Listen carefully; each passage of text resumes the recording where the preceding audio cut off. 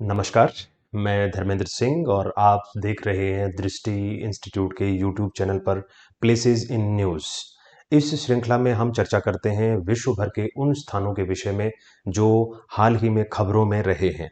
हमारी परीक्षाओं में अक्सर ऐसे प्रश्न पूछे जाते रहे हैं और आम सूचनाओं के लिए भी यह बहुत आवश्यक है। तो चलिए आज देखते हैं हमारी प्लेसेस इन न्यूज़ यानी वे स्थान जो खबरों में हैं, में कौन-कौन से स्थान सम्मिलित होते हैं। सबसे पहला स्थान डेमोक्रेटिक रिपब्लिक ऑफ कॉन्गो, जहां विश्ववित्तीय वर्षा वनों में भीषण वर्षा से बाढ़ आ गई।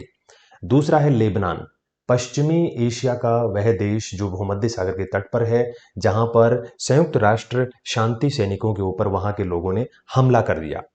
तीसरा स्थान है लोंजा घाटी, जो स्विट्जरलैंड के एल्प्स पर्वत पर है, जहां पर भीषण भूस्खलन के कारण बाढ़ जैसी स्थिति उत्पन्न हो गई।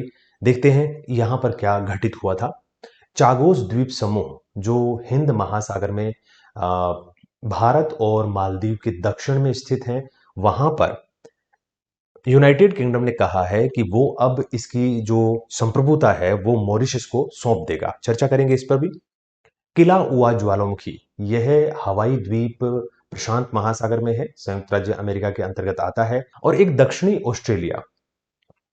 ऑस्ट्रेलिया वैसे ऑस्ट्रेलिया के शुष्क क्षेत्रों में नहीं आता, लेकिन यहां पर वर्षा कम होने के कारण गंभीर सूखे की स्थिति उत्पन्न हो गई है। चलिए एक एक करके इनके विषय में थोड़ी सी चर्चा करते हैं। सबसे पहले बात करते हैं डेमोक्रेटिक रिपब्लिक ऑफ कॉन्गो के विषय में। Democratic Republic of Congo Africa का वह देश जो बिल्कुल मध्य में स्थित है, जहां कॉन्गो नदी बहती है। यहां पर अक्सर दोपहर बाद 2 से 4 बजे के बीच वर्षा तो होती ही है, जिसको 4 PM रेन कहते हैं।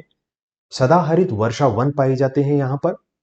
लेकिन यहां पर बहुत ज्यादा 8 और 9 मई 2025 को रात में जबरदस्त वर्षा हुई, जिसके कारण यह सुद कीवू प्रांत का एक कसावा गांव है, यहां पर कसावा नाम की नदी भी बहती है।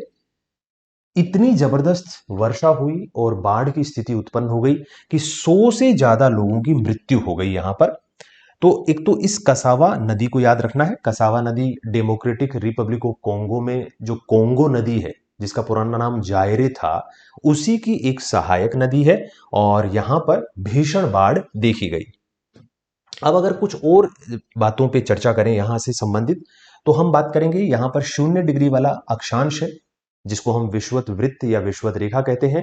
यह विषुवत वृत्त कोंगो के मध्य से गुजरता है, यह तो है ही। इसके साथ साथ यहां पर अफ्रीका की सबसे बड़ी नदी भी बहती है, जो इस विषुवत रेखा को 2 बार पार करती है, कोंगो नदी। जी हां, विश्व की दूसरी सबसे बड़ी नदी है अगर हम वाटर डिस्चार्ज को लेकर देखें, अमेजन नदी, दक्षिण अमेरिका वाली विश्व की सबसे बड़ी नदी। अगर हम जल आयतन के विषय में देखें, यह कोंगो नदी विश्व की दूसरी सबसे बड़ी नदी है। ठीक है। इसके बाद डेमोक्रेटिक रिपब्लिक ऑफ कॉन्गो में ही दक्षिणी भाग को अगर हम देखते हैं, तो वहां पर कटंगा प्लेट्यू है। इस कटंगा प्लेट्यू को भी याद रखना है, कटंगा पठार। कटंगा पठार कई सारे खनिजों के लिए जाना जाता है। यहां पर कॉपर यानी तांबा बहुतायतता से उत्पन्न होता है। इसके साथ साथ कोबाल्ट को आप कटंगा पठार के साथ जोड़कर देख सकते हैं। कोबाल्ट हाल फिलहाल में दुनिया में जो भी स्मार्टफोन बन रहे हैं या इलेक्ट्रिक वाहन बन रहे हैं, उनकी बैटरी बनाने के काम में आ रहा है। तो विश्व भर में इस कोबाल्ट की मांग है और यहां पर कोंगो और ये कटंगा पठार विश्व का 60 से 70% कोबाल्ट उत्पादित करते हैं। ठीक, इसके अतिरिक्त इस क्षेत्र में यूरेनियम का उत्पादन भी होता है। डेमोक्रेटिक रिपब्लिक ऑफ कॉन्गो के पड़ोसी देश कौन कौन से हैं, ये चीज हमें जरूर जान लेनी चाहिए, क्योंकि यहां पर वर्षा हुई है। तो भाई इसके पड़ोसी देश हैं Angola, Zambia, Tanzania, Uganda, Rwanda, Burundi, दक्षिणी सूडान, सेंट्रल अफ्रीकन रिपब्लिक। ठीक है, तो इन देशों के विषय में चर्चा जरूर रखना। यहां पर विक्टोरिया झील को जरूर याद रखना। विक्टोरिया झील जो है इस डेमोक्रेटिक रिपब्लिक ऑफ कॉन्गो से सीमा नहीं बनाती, लेकिन बहुत सारी और भी झीलें हैं जो यहाँ पूर्वी अफ्रीकी ग्रेट रिफ्ट वैली के भाग हैं, जैसे टांग्यानिका है, रुडोल्फ है, ठीक है, टरकाना है, मलावी है। इन झीलों के नाम भी हम याद रख सकते हैं। इसके अतिरिक्त कोंगो नदी का प्रवाह क्षेत्र कौन कौन से देशों से है, इसको भी हमें याद रखना चाहिए। कोंगो नदी में विक्टोरिया झील से पानी नहीं आता है, इससे श्वेत नील या विश्व की सबसे लंबी नदी नील के अंदर जरूर जल जाता है, उसका उद्गम भी वहीं से होता है, लेकिन इस कोंगो नदी में वहां से जल नहीं आता है।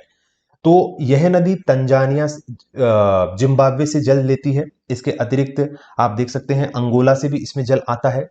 इसके अलावा रिपब्लिक ऑफ कोंगो से भी आता है, कैमरून से भी आता है, सेंट्रल रिपब्लिक अफ्रीकन रिपब्लिक से भी आता है। तो इन देशों से कोंगो नदी को जल प्राप्त होता है।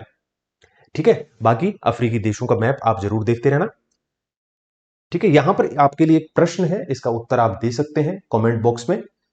डेमोक्रेटिक रिपब्लिक ऑफ कोंगो के संदर्भ में निम्नलिखित कथनों पर विचार कीजिए। यह पूर्णतः भूमध्य रेखीय जलवायु क्षेत्र में स्थित है, आपको बताना है। कोंगो नदी जल प्रवाह यानी डिस्चार्ज के आधार पर विश्व की दूसरी सबसे बड़ी नदी है।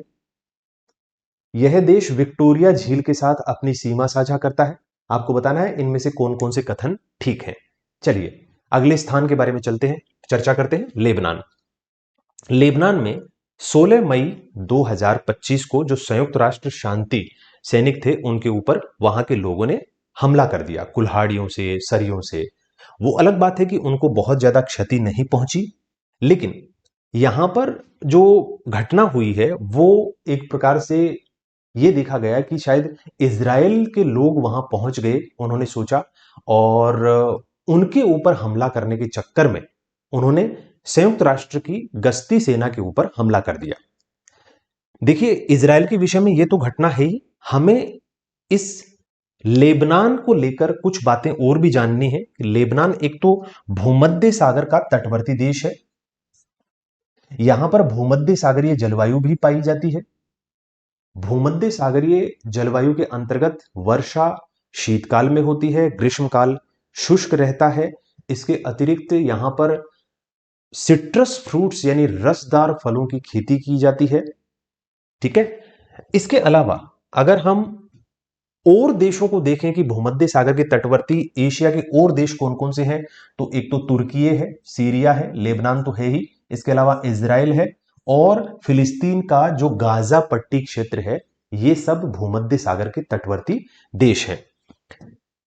लेबनान के अंतर्गत फिर से देखें तो लेबनान का जो मैप है, मानचित्र है, उसमें कुछ चीजें जरूर याद रखिए। एक तो यहां पर है बेका घाटी। इस बेका घाटी को याद रखना, ये लेबनान की सबसे ज्यादा उर्वर क्षेत्र है, यहां पर कृषि कार्य होता है और इसको यहां का खाद्यान्न भंडार भी कह सकते हैं। ये दो पर्वतों के बीच में है, एक है लेबनान माउंटेन और एक है एंटी लेबनान माउंटेन। तो लेबनान माउंटेन इसके पश्चिम में है और एंटी लेबनान माउंटेन जो है इसके पूर्व में है, ये बात जरूर याद रखना। ठीक, चलिए आगे बढ़ते हैं। और एक प्रश्न इस टॉपिक से भी, लेबनान भौगोलिक रूप से निम्नलिखित में से किन विशेषताओं से संबंधित है? बेका घाटी क्या इससे संबंधित है? यहां पूर्वी भूमध्य सागरीय तट है क्या? और जैग्रोस पर्वत क्या इस देश के अंदर है? आपको बताना है, उत्तर देना है, कमेंट बॉक्स में आप अपना उत्तर दे सकते हैं। अगली खबर की ओर बढ़ते हैं। लोनजा घाटी। लोनजा घाटी स्विट्जरलैंड के अंदर है और इसमें भीषण भूस्खलन देखने को मिला। ये एल्प्स पर्वत का भाग है और एल्प्स पर्वत हिम निक्षेपों के लिए जाना जाता है। कम ऊंचाई पर खूब सारी बर्फ वहां देखने को मिलती है, इसीलिए विश्व भर के पर्यटक वहां पर पहुंचते हैं। वर्तमान वैश्विक तापन और जलवायु परिवर्तन की स्थितियों में ग्लेशियर तेजी से पिघल रहे हैं। इन पिघलते हुए ग्लेशियर्स के कारण वहां पर झील नुमा आकृति बन जाती है और वह झील जब ऊपर से बड़ा बर्फ का कोई टुकड़ा टूटकर गिरता है तो वो झील मोरेन्स यानी जो हिमोड होते हैं, हिमनद के आगे कंकड़ पत्थर की एक दीवार बन जाती है, उसी के पीछे झील बनती है। उस झील में बर्फ गिरने से अचानक से वो झील टूट जाती है। इसको कहते हैं ग्लेशियल लेक आउटबर्स्ट फ्लड, यानी हिमनद की जो झील बनी है वो हिमनद के उसमें गिरने से अचानक से टूट जाती है और पहाड़ी ढलानों पर जबरदस्त बाढ़ की स्थिति या फिर जल बहाव की स्थिति उत्पन्न होती है। इसे भूस्खलन भी कह सकते हैं, मतलब भूस्खलन तो हिंदी में एक अलग शब्द है। तो एक तो लोंजा घाटी को याद रखना, एल्प्स पर्वत को याद रखना। यहां पर ये लोंजा घाटी है जिसके अंदर ये घटना हुई। अक्सर होता क्या है, जो मैंने आपको बताया कि जहां पर हिमनद वाली झील बनती है, इस क्षेत्र को हम बोलते हैं सर्क। ये क्षेत्र कहलाता है सर्क या फिर हिमगह्वर। हिमगह्वर के अंदर हिमनद के पिघलने के बाद ये आराम कुर्सी जैसी संरचना है, जल भर जाता है। इसी को कहते हैं हिमानी लेक। अब यहां से कोई ग्लेशियर टूटकर गिरेगा तो ये झील अचानक से बाहर की ओर फैलेगी। ये जो कंकड़ पत्थर यहां जमे हुए हैं ये उसके साथ बहकर निकलनेंगे। नीचे अगर कोई सेटलमेंट है, कोई निवास है, तो वो निवास तबाह हो सकता है, उसको बड़ी क्षति पहुंच सकती है। ऐसा ही हुआ इस लोंजा घाटी में। एल्प्स पर्वत को लेकर कुछ बातों को और याद रखिए। ये एक बहुत ही तीखा सा पर्वत चोटी बनी हुई है, इसका नाम है मैटरहॉर्न। मैटरहॉर्न चोटी स्विट्जरलैंड के अंदर है, सबसे खूबसूरत चोटी है एल्प्स पर्वत की। मैटरहॉर्न या हॉर्न जैसी चोटी, सींग नुमा चोटी का निर्माण तब होता है जब किसी पर्वतीय चोटी के चारों ओर कम से कम 3 हिमनद नीचे उतरे और वो पश्च अपरदन करें, यानी बैकवर्ड इरोजन करें, तब वह चोटी नुकीली बन जाती है। ऐसा ही मैटरहॉर्न बना हुआ है।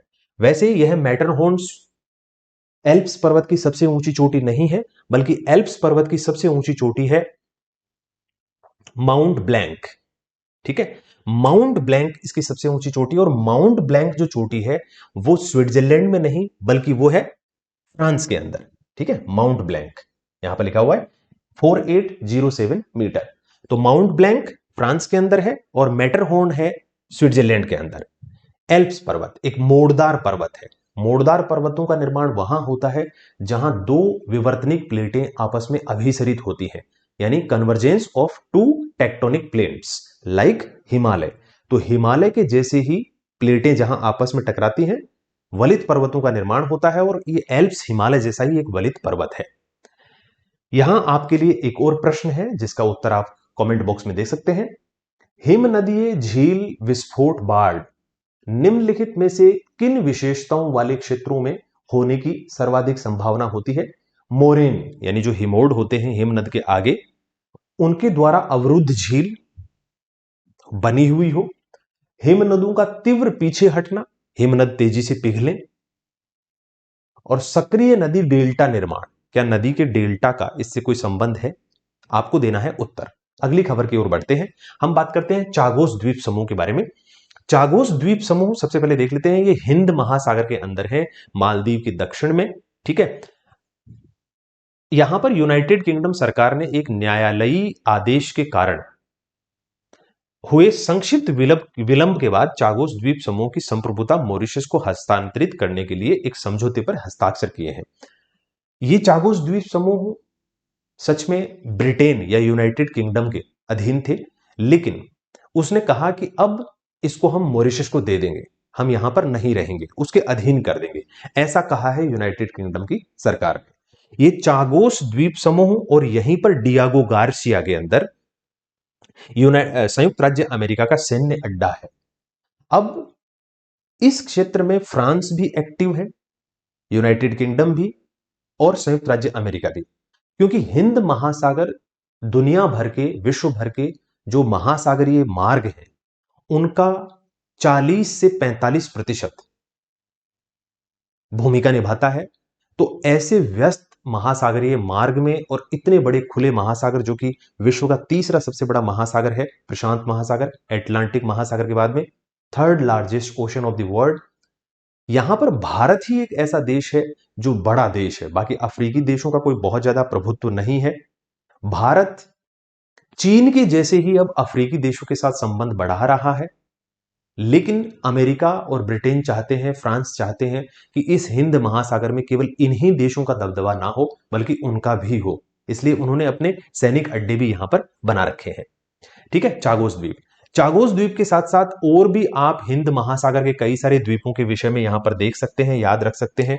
ठीक है, सेसिल्स यहां पर एक देश है, मॉरिशस देश है। ये चागोस द्वीप है, इसके दक्षिण में डियागो गार्सिया है जहां यूनाइटेड स्टेट्स ऑफ अमेरिका का सैन्य अड्डा है। ठीक है, मालदीव इसके उत्तर में है और हमारे लक्षद्वीप इसके भी उत्तर में है। ठीक, तो इनको आप यहां पर याद रख सकते हैं। कोकोस द्वीप म्यांमार का है, यहां पर कोकोस द्वीप। ठीक, इसके अतिरिक्त यहां पर एक प्रश्न भी आपके लिए बना है। वो प्रश्न है, चागोस द्वीप समूह के संबंध में निम्नलिखित कथनों पर विचार कीजिए। यहां एक प्रमुख अमेरिकी सैन्य अड्डा स्थित है, आपको बताना है। यह मालदीव के उत्तर में स्थित है। ये ब्रिटिश हिंद महासागर क्षेत्र का हिस्सा है। इनमें से कौन कौन से कथन सही हैं आपको बताना है। कमेंट बॉक्स में उत्तर जरूर दीजिए, आपके उत्तर नेक्स्ट वीडियो के अंदर मिल जाएंगे। किला उवा ज्वालामुखी। किला उवा ज्वालामुखी हवाई द्वीप प्रशांत महासागर में है। किला उवा या फिर मोनोलोवा एक और ज्वालामुखी है वहां पर। ये ज्वालामुखी बेसाल्टिक लावा से बने हुए होते हैं, जिसमें सिलिका की मात्रा कम होती है। जिस लावा में सिलिका की मात्रा कम होती है उसका घनत्व तो अधिक होता है, लेकिन शांता यानी गाढ़ापन कम होता है। जिस लावा का गाढ़ापन कम होता है वो लावा धरातल पर बहुत आसानी से प्रकट होता है, किसी प्रकार का विस्फोट नहीं होता, दूर तक फैलता है, जमने से पहले दूर तक फैलता है। इसलिए ऐसे लावा से हमें शील्ड, फैलाव, ढलान जैसी, पठार जैसी संरचना देखने को मिलती है, ना कि कोनिकल शेप, शंक्वाकार आकृति देखने को नहीं मिलती। तो ये उसी प्रकार के कम विस्फोटक ज्वालामुखी है जिसके अंदर एक विस्फोट हुआ हाल फिलहाल में। 1000 फीट ऊपर तक इसकी जो कह सकते हैं कि राख, धुआं और उछाल देखने को मिला। ठीक है, 2024 में 23वां विस्फोटक चरण था इसका, 2024 के अंदर। इसके अलावा ये जो ज्वालामुखी जब फटते हैं तो इनसे विषैली सल्फर डाइऑक्साइड गैस निकलती है। यह सल्फर डाइऑक्साइड गैस हमारे लंग्स और खासकर हमारे रुधिर परिसंचरण तंत्र जो होता है और हृदय होता है उसके लिए बड़ी खतरनाक होती है। ठीक है, वैसे कार्बन डाइऑक्साइड गैस भी निकलती है, कार्बन मोनोऑक्साइड भी निकलती है, यहां से मीथेन भी निकलती है, हाइड्रोजन भी निकलती है, क्लोरीन भी निकलती है, माफ कीजिए अमोनिया भी निकलती है, लेकिन सबसे ज्यादा जो गैस निकलती है वो निकलती है जलवाष्प। जिन ज्वालामुखियों में गैस की मात्रा अधिक होती है वो अधिक विस्फोटक होते हैं, लेकिन यहां पर गैस की मात्रा अधिक है या नहीं यह विषय नहीं है, यहां पर है लावा जो है वो कम सिलिका वाला है, इसलिए कम विस्फोटक है, दूर तक फैलता है। ठीक है, हवाई द्वीप। हवाई द्वीप प्रशांत महासागर में ऐसे द्वीप हैं जहां पर एक हॉटस्पॉट है। हॉटस्पॉट प्लेट विवर्तनिकी के अनुसार वो स्थान होते हैं जहां मेंटल से एक मेंटल प्लूम यानी एक संवहनीय धारा ऊपर की ओर उठती है और वो लिथोस्फीयर स्थल मंडल के ऊपर नीचे से टकराती है, स्थल मंडल को कमजोर करती है और स्थल मंडल की जो प्लेट होती है उसमें छिद्र बनाकर बाहर लावा प्रकट होता है और वो धीरे धीरे महासागर की तली पर, महासागर तल तक ऊपर तक आ जाता है और वो एक द्वीप के रूप में दिखाई देता है। जैसे ही ये स्थल मंडल की प्लेट आगे बढ़ती है वो मेंटल प्लूम यहां पर छिद्र बनाता है, यहां पर भी एक ज्वालामुखी द्वीप बन जाता है, फिर वो आगे बढ़ता है, फिर एक और द्वीप बनता है। तो इस प्रकार मेंटल प्लूम जहां पर होता है वहां पर द्वीपीय चाप यानी ज्वालामुखी द्वीपों की एक श्रृंखला दिखाई देती है और आप देख सकते हैं ऐसी ही श्रृंखला आपको यहां दिखाई दे रही है। किला हुआ यहां पर है, मोनोलोआ भी है यहां पर।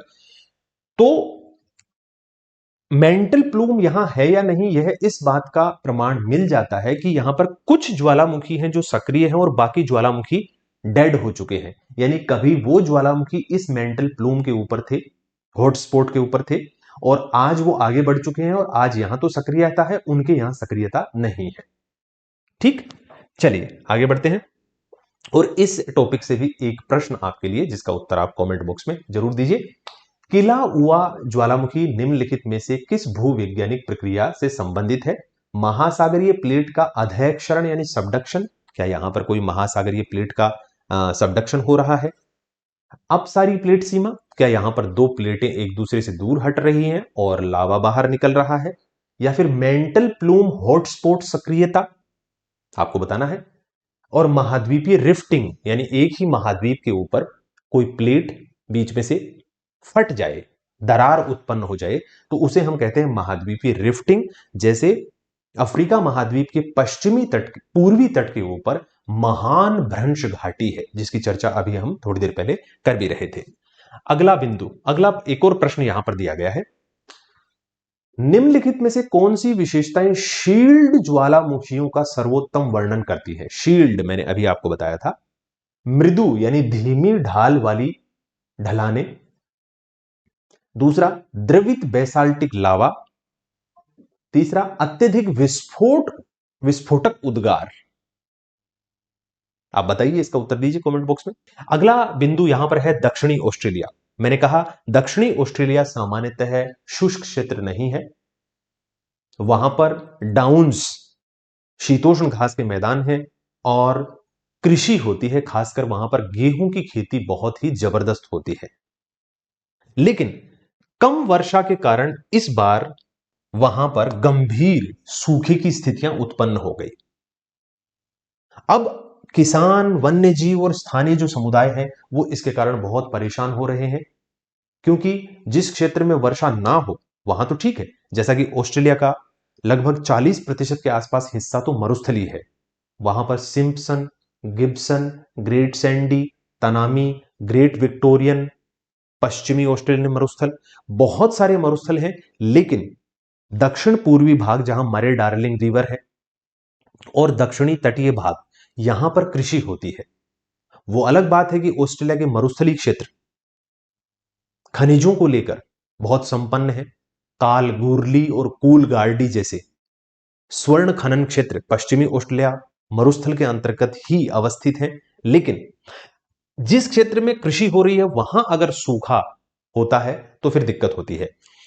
यहां कुछ और तथ्य आप याद रख सकते हैं ऑस्ट्रेलिया से संबंधित, कि एक तो ऑस्ट्रेलिया के पूर्वी तटीय क्षेत्र में आपको देखने को मिलेगा ग्रेट डिवाइडिंग रेंज, एक ही पर्वत है और जो कि ऑस्ट्रेलिया के पूर्वी तट के साथ साथ पूरी तरीके से फैला हुआ है। एक क्वींसलैंड के अंदर, ऑस्ट्रेलिया के अंदर एक विशेष प्रकार की संरचना है जिसे हम उत्श्रुत कूप या आर्टिजियन वेल कहते हैं। आर्टिजियन वेल या उत्श्रुत कूप ऐसे कूप होते हैं जहां पर बस आपको भूमि के अंदर एक गड्ढा बनाना है, ड्रिल करना है, भूमिगत जल स्वतः ही धरातल पर प्रकट होना शुरू हो जाता है। ये इसलिए होता है क्योंकि यहां पर कठोर चट्टान, मृदु चट्टान और कठोर चट्टान, ऐसी तीन परत एक के ऊपर एक होती हैं। पूर्वी भाग भी ऊंचा है, पश्चिमी भाग भी ऊंचा है, तो वहां वर्षा होने पर बीच वाली मृदु चट्टान में जो सॉफ्ट रॉक है उसमें पानी भर जाता है, दबाव होता है। जैसे ही ऊपर वाली कठोर चट्टान को तोड़ते हैं, अंदर का जल सतह पर प्रकट होना शुरू हो जाता है। तो यहां पर भी कृषि होती है। यहां मुरे डार्लिंग रिवर है जो कि ऑस्ट्रेलिया की सबसे बड़ी नदी है। ठीक, इसके अतिरिक्त ये पश्चिमी भाग पूरा का पूरा मरुस्थल है। बड़े बड़े शहर केवल तटीय क्षेत्र में है और इसे कहते हैं ग्रेट ऑस्ट्रेलियन बाइट, यानी ऐसा लगता है जैसे ऑस्ट्रेलिया को किसी ने काट खाया यहां से, जैसे एप्पल को हम काट खाते हैं। ठीक, इस टॉपिक से भी आपके लिए एक प्रश्न है, मुरे डार्लिंग बेसिन किस देश में स्थित है? तो आपको बताना है वो कौन से देश में स्थित है।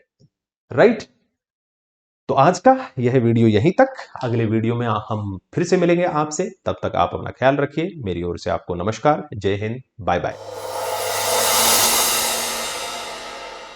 अब एग्जाम की तैयारी को और बेहतर करने के लिए हमारे चैनल को लाइक, शेयर और सब्सक्राइब करना ना भूलें।